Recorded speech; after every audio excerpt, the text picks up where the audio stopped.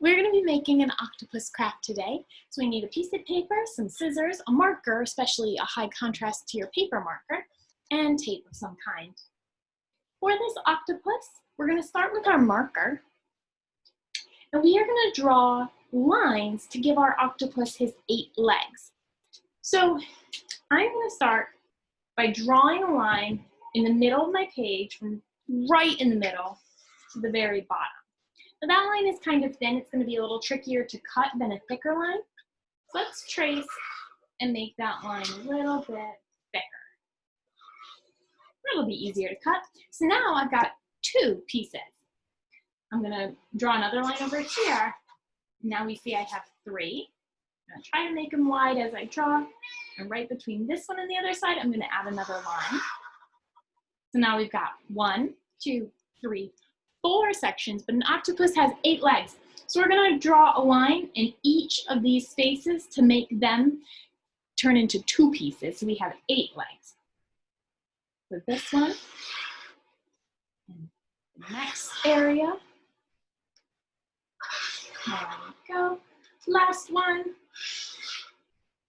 So now we should have 7 lines on our paper to make a total of 8 sections. Let's count. 1, 2, 3, 4, 5, 6, 7, 8. And count on yours to make sure you have the right ones. If you need, you can either flip over and start it again, or you can get a new paper. Maybe your octopus is just a little bit different and doesn't quite have 8 legs. Maybe he has an extra one.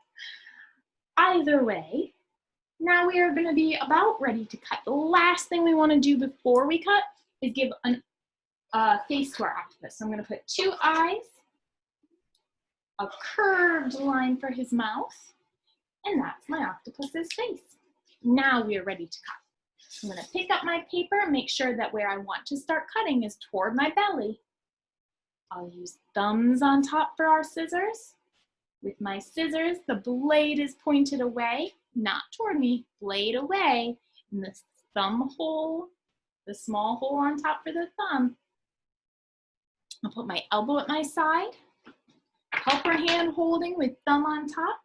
We're just going to cut along those lines.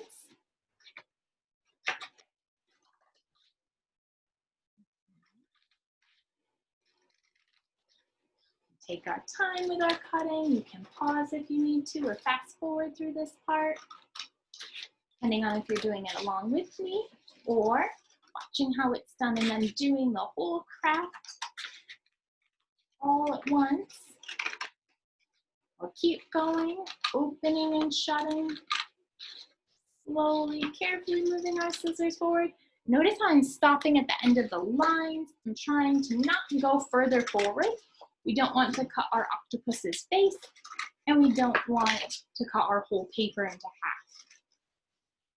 half or into 2 pieces. Once we've got all of our octopus's legs cut, you can see how there are lots of pieces down there. And in the end, we're gonna bend around and tape it. But before we do that, we can decorate circles on the legs if we want. Lots of times octopus have these suction cups on their tentacles, and those suction cups are circular shaped. So you can have circles on each tentacle. Sometimes I call them legs. They're really tentacles for an octopus. Not legs the way we think of legs that we walk on. Because octopuses, they don't walk on their legs, they swim. And they're tentacles. They're more arm-like than leg-like, really. All right, I've got those rolled. I almost forgot to mention one other additional thing that is optional. You can roll your octopus tentacles to give them some nice curl, just like that. I think I'm gonna do every other one curled. So I'll curl 4 and leave 4 of them straight. There we go. And I'm just rolling around my marker, or you could use a pencil to roll it around. So I use both hands, pinch, keep pinching that paper to it. As I roll all the way up, and then let it go. Last one I'm rolling, and then let it go. Last thing, we'll curve or turn our paper, bend it so that these parts of the back line up. We'll add a piece of tape. I think I'm gonna set my octopus down to get all our tape. So, there we go, full rip. Now I'm ready to bend and stick.